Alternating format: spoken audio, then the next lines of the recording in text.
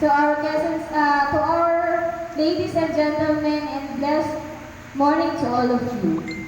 To all the graduates present here today in this momentous event, I commend you for your hard work put in reaching what you have today.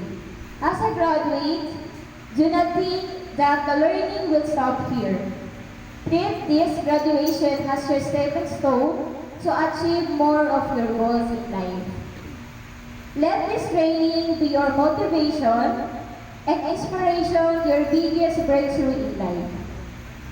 There will always be trouble along the way, but with your perseverance and determination, I am sure that everything will be in better place. Remember, the experience and wisdom to dedication, hard work, and strong faith will take you places and give you happiness that no amount of money can buy. Once again, congratulations and good luck to your new journey. Ayun po ha, sana po after po neto, magkaroon pa po kayo ng mga bagong journey po sa inyong buhay.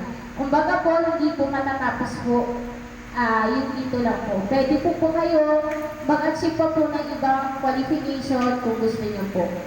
Hindi po natatapos. Hindi rin po hanggang yung edad po natin para po magkaroon tayo ng bagong journey. Po ha. Patulang ni dumalaga nagbigil ako dito. Pero sana po maging po kami, naging part po kami sa inyong buhay ang Trinity Polytechnic College po.